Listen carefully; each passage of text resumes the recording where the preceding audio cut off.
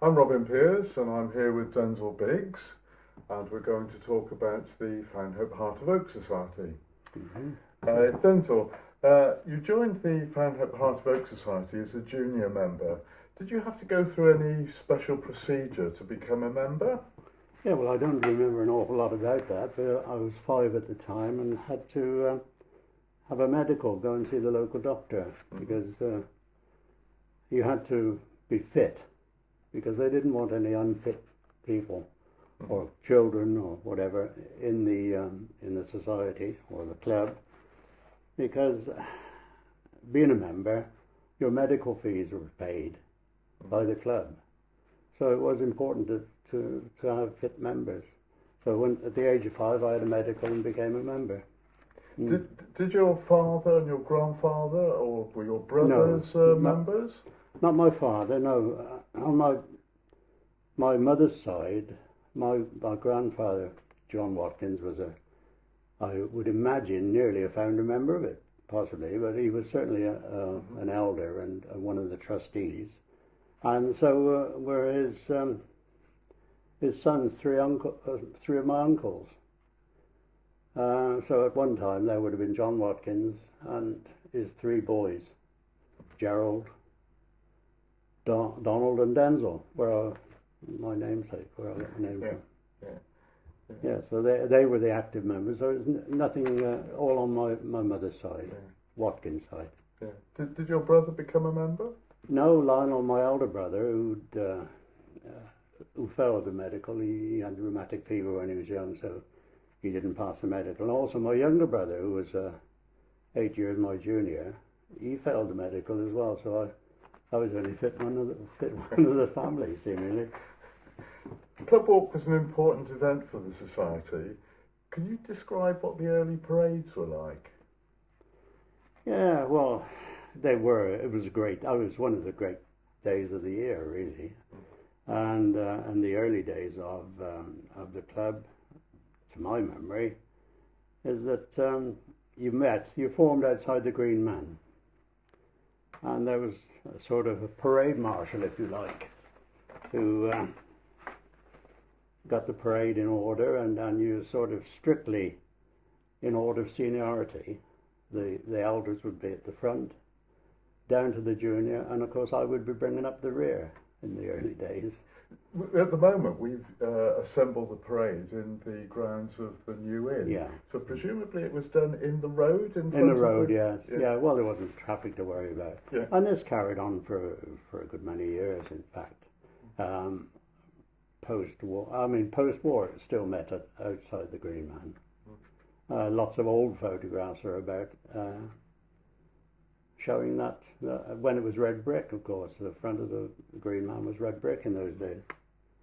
Yeah, so and then you marched up to the church behind the brass band. I was going to say there was a brass band. Yeah, well, brass band, they call them brass band, they're a silver band really. Yeah. And that was great. Was that a local band or was they brought them in from somewhere else?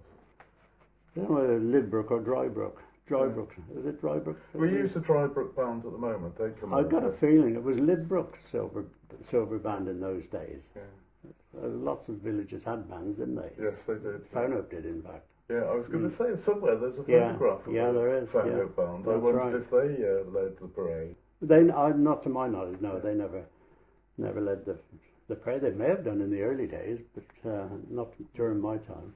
And were there women involved in the parade? No, strictly all male. All male. Oh yeah, no ladies involved at all. Yeah. Not even doing the lunches, to my knowledge. Was there a church service? Yes. Yeah, we marched up to church, the service, and we would go to the vicarage, as we do now. We would proceed. We always went to the doctors, and we had refreshments on his lawn, and there were photographs taken. And was that in the house on Capitol Lane? Yeah, the one. Yes. What was it called? Well, it's Rowan's now, isn't it? The Rowan's now, but it was. I can't remember what it was called in those days, but Yes, a black and white place, and always looked very nice and welcomed by the local doctor. In my early days, it was Dr. Baggs who passed me gave me my medical certificate to get into it, and so we had photographs there, and then we would proceed to various places around the village. We used to go to Morney Cross a couple of times, I know, when I was a member, which was quite a long walk I was going for to a say, little that's kid quite a way. outside the village, yeah. Morney Cross, Lower House, on the gardens there, beautiful garden. Always seemed to be in a nice garden, you know, lovely gardens, and where we would have refreshments. Kids always had, always seemed to have lumps of fruit cake, and we'd have cake and a lemonade, and of course the men would have a glass of beer, but always blocks of fruit cake, which is my memory of it anyway. Was there a dinner? I seem to understand. Yes, they did. I've seen records of the dinner. They used to have it at the Green Man, because the club room was at the Green Man, where they used to have their meetings. And I think I have seen a record of joints of beef that they bought for it, but I asked my brother about it, because he showed me these documents years ago, and accounts of the dinner. But I never went to the dinner in my junior days. I went post-war, but a couple of times, and then of course it was held in the village hall, parish hall, the old original one, where you get the local MP, J.P.L. Thomas. I know after the war he came and used to always give a speech. And, I was going to say, I guess speeches were involved. Yes, he was sort of guest of honour, if you like. And, Did anyone else give speeches besides the MP? well, obviously the secretary would give a report, and the chairman, mainly welcoming the guests. It wasn't like an AGM where they would talk about the finances and things like that? No, nothing like that, no. Yeah. No. So it was just a day for fun, really? That's right, yeah. Then we'd have the sports in the afternoon, do a bit of running, and kids running. And so what was involved in the sports? What sort of things were done? much the same as it is now. Yeah. Yeah. They have a members race, and of course all the age groups, the kids running, and they'd have perhaps a tug of war, and just general sports, you know.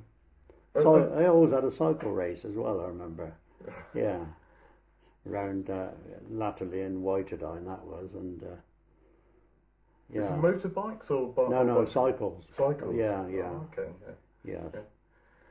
Yeah. And where were the sports held? Was it on Whitedine Field, or was there another area? No, well, yes. Sometimes they would have them on Churchcraft, which is Churchcroft now, as it's called.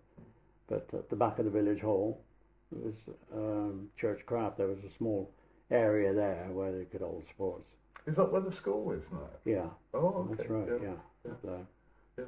And was there a fun fair? I noticed when we came in, you had a poster of yes. a fun fair. Well, that was the main part of the day, really, from our point of view. We used to love to. The fair would move in probably on a Thursday, and of course it was great excitement for the kids. We couldn't wait to get out of school to go and see all the stuff down there, you know. But they held that pre-war in the early days on the area that belonged to Manchester Stores, the old shop belonging to Hancorn.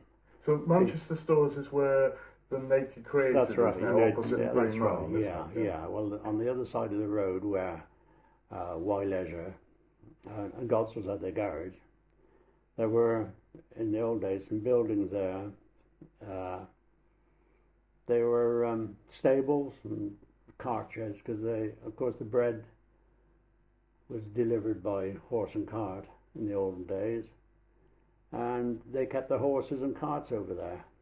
And up around the side of the building was a paddock where they used to hold this fun fair, which stretched actually down onto the road.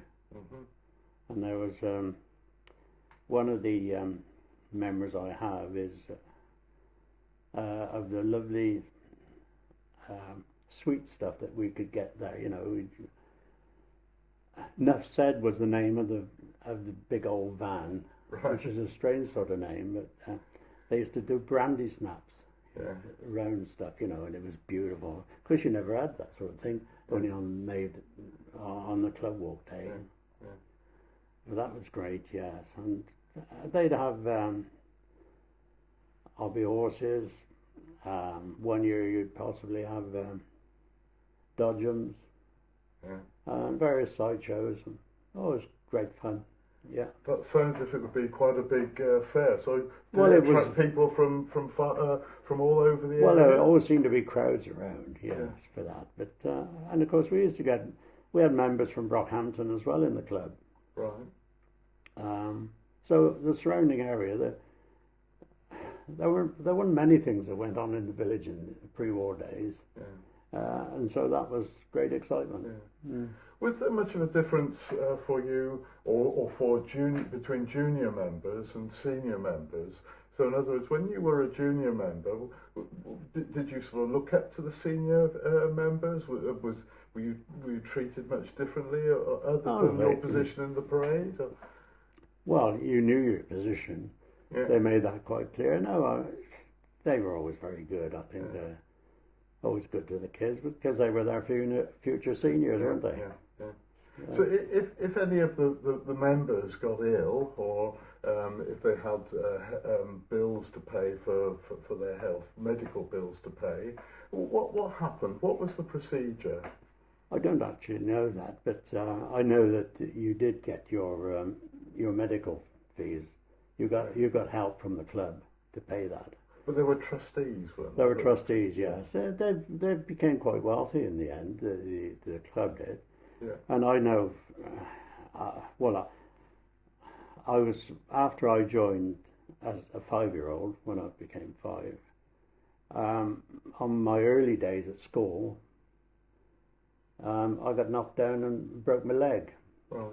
Knocked down by a car. Well, you can't believe it, really. And I did 33, can you? And I spent 7 weeks in Hereford General Hospital with a broken leg. And whether there was any help for the family on costs of that, I would imagine so. That's the sort of thing that the club helped to pay for. Yeah. So with me passing my medical and very early days having a claim on them, I probably weren't too chuffed about that.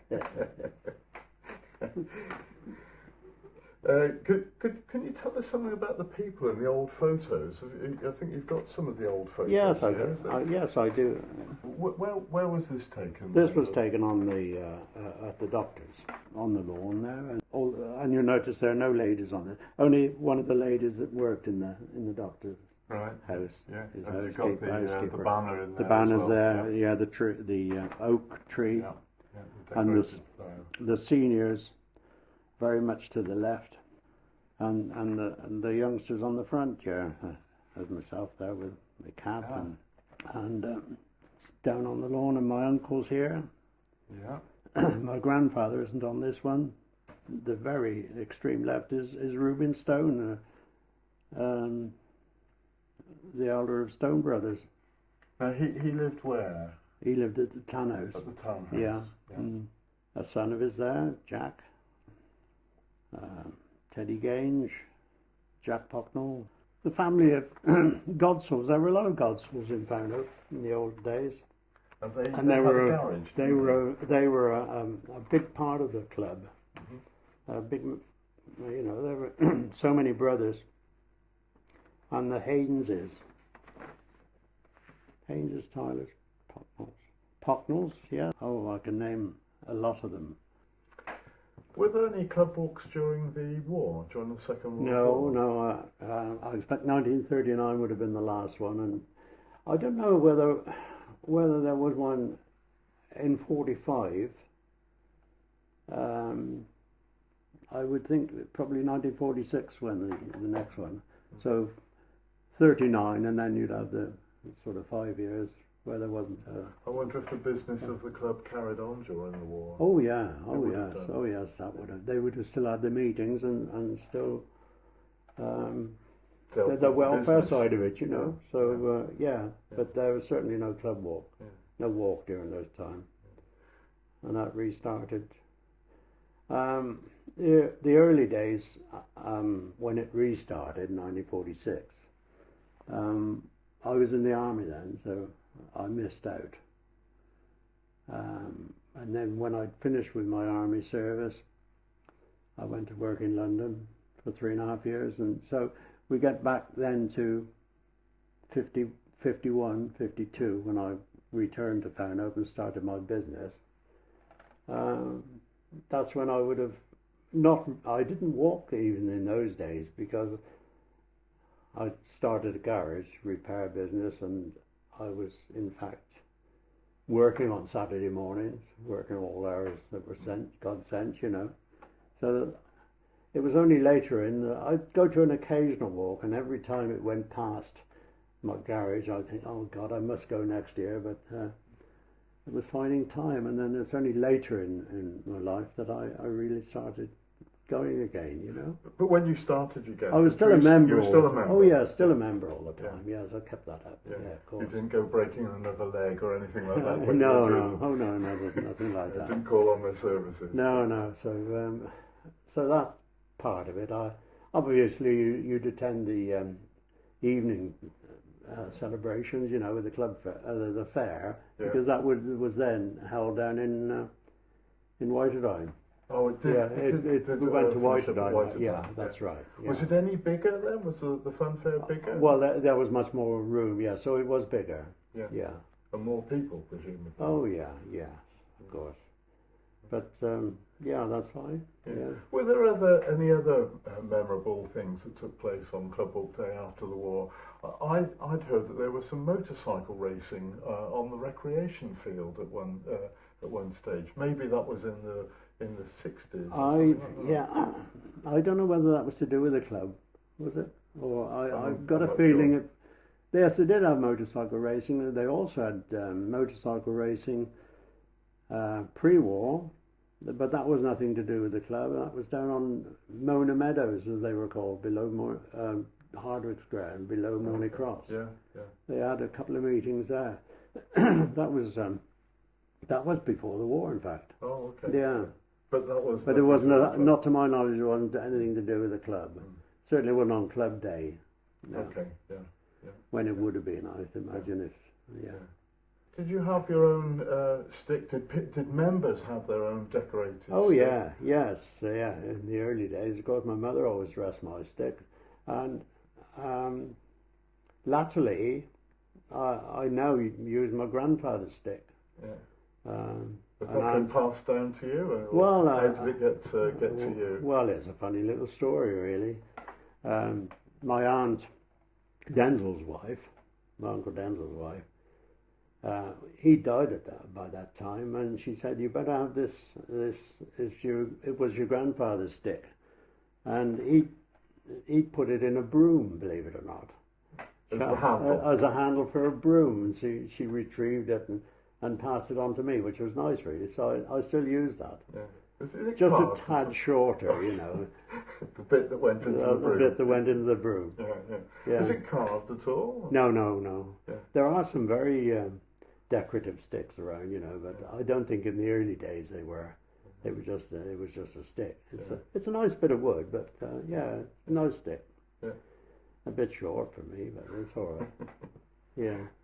What sort of flowers did people put on the stick? Very much the same as today? Yeah, spring flowers. Yeah, very much the same. And people had grown them maybe Oh yes, themselves? yes. Well, of course, people always had good gardens, didn't they, in the rural areas? So that always plenty of flowers. I don't think many people bought flowers to go, but no, they were very nice. Not to my knowledge, did they have any competition on sort of winning the stick or best stick? But I don't remember that happening. But it's a good thing that does now. Yeah. Cause a bit of excitement and entertainment if you can win it. That's right. Yeah. Yeah. Well, thank you very much, Denzill, for sharing your memories. It's been most interesting. Pleasure. I'm very pleased to hear all the things that you can remember. It's Yeah, very well, nice. thank you. Thank you very much. Thank you for it. Anyway, it was a pleasure. Thank you. Thank you.